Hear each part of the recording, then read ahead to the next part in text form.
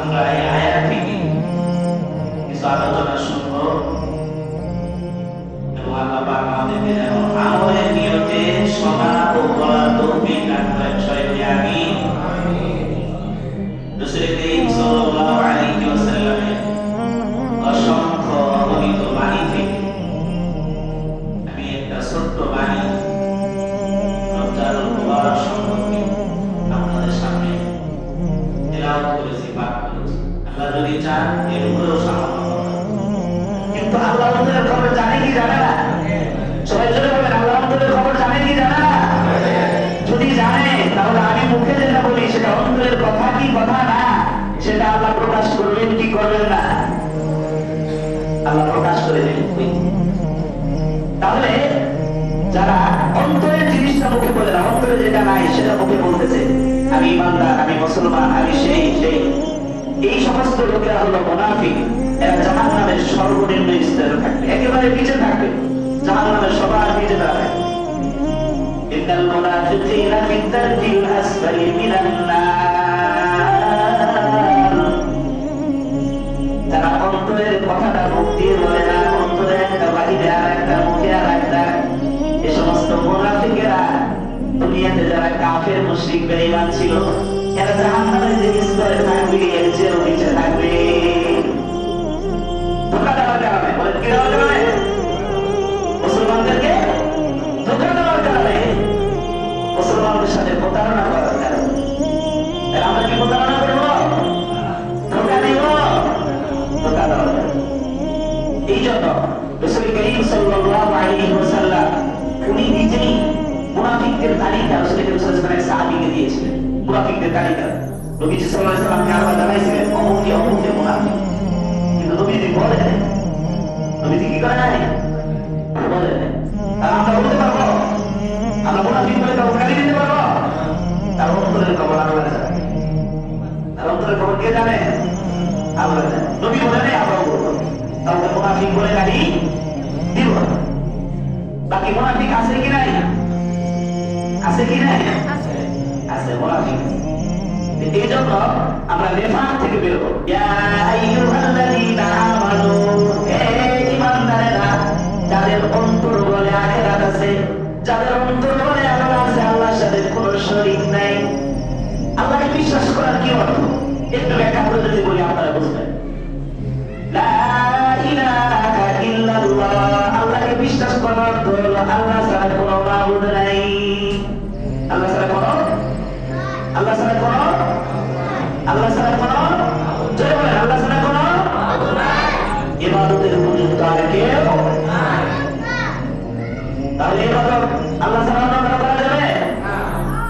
এটা মুখে, অন্তরকেও বলতে হবে, এটা আমার মুখে প্রকাশ করতে হবে। লা ইলাহা ইল্লাল্লাহ এর হাকিকত, বাস্তবতা কি? যেমন আমি যদি আপনাদেরকে বলি আগুন একটা শব্দ, আগুন একটা শব্দ না? এই আগুন যদি আমরা সারাদিন মুখ দিয়ে বলি, আমার মুখ কি করা যাবে? পড়ে যাবে, বলেন। কিন্তু এই আগুন নামক বস্তুটা যদি মুখের ভিতরে নেই, মুখ করা যাবে কিনা? বাস্তবতা হলো ওই আগুন যেটা আমি মুখে দিলে মুখ কি করে যায়? পুড়ে যায়। তাহলে ইমানের শব্দ, ইমানের কালিমা আমি হাজার বার মুখ দিয়ে বলতে হবে, বলতে পারবো, কিন্তু বাস্তবতা হলো না। সেই ইমানের হাকিকত বাস্তবতা কি? এই কথা বিশ্বাস করা যে আল্লাহ পাক ছাড়া আমরা দুনিয়াতে যা দেখি বা না দেখি সব কিছু মাখলুক। আল্লাহ পাক ছাড়া সব কিছুই, বলেন আল্লাহ পাক ছাড়া সব কিছুই কি? ফেরেশতারা, জোরে বলতে হবে, ফেরেশতারা, জিন্নাতেরা, গাছপালা, সূর্য চন্দ্র, আল্লাহ পাক ছাড়া সব কিছুই কি? নবীগণ, সিদ্দিকগণ, শহীদগণ, সাহাবায়ে কেরাম, ওলিয়া উলিয়াগণ, জোরে বলতে হবে, ওলিয়া উলিয়াগণ মাখলুক মানে, মাখলুক মানে আল্লাহ পাকের সৃষ্টি। বলে মাখলুক মানে কথা বলবেন না হয় বুঝে আসবে না। মাখলুক মানে আল্লাহ পাকের সৃষ্টি। তাহলে নবীরা আল্লাহ পাকের সৃষ্টি, ফেরেশতারা আল্লাহ পাকের সৃষ্টি, ওলিয়া উলিয়াগণ আল্লাহ পাকের সৃষ্টি, মানুষ আমরা আল্লাহ পাকের সৃষ্টি, জিন্নাত আল্লাহ পাকের সৃষ্টি, এই সব কিছু আল্লাহ পাকের সৃষ্টি।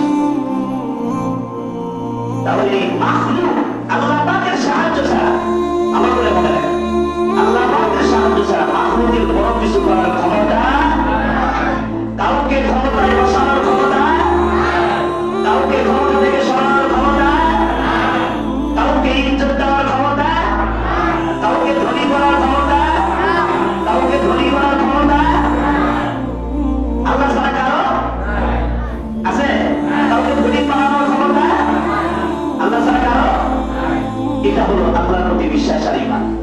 লা ইলাহা ইল্লাল্লাহ, মুখে তো অনেকবার বলছি, কিন্তু লা ইলাহা ইল্লাল্লাহ এই জিনিসটা আমাদের থেকে চায় যে আল্লাহ ছাড়া ইজ্জত দাতা, সম্মান দাতা আর কেউ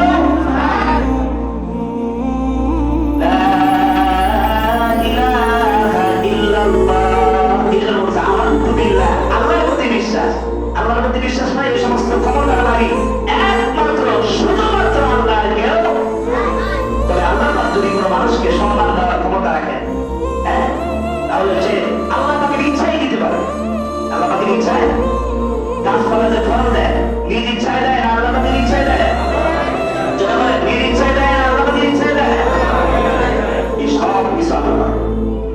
তাহলে লা ইলাহা ইল্লাল্লাহ, আমার অন্তরকে জিজ্ঞাসা করি, ইজ্জতদাতা, সম্মানদাতা, রোগ থেকে মুক্তিদাতা সব কিছু একমাত্র শুধুমাত্র আল্লাহ। আল্লাহ এই কথাটা বিশ্বাস অন্তরে রাখা, এটা হলো আল্লাহ পাকের প্রতি ঈমান রাখা।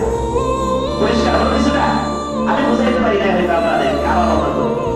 দেখ আল্লাহ আমাদেরকে আরো ভালো করে বোঝান এবং বোঝানোর প্রতি দান করেন। সবাই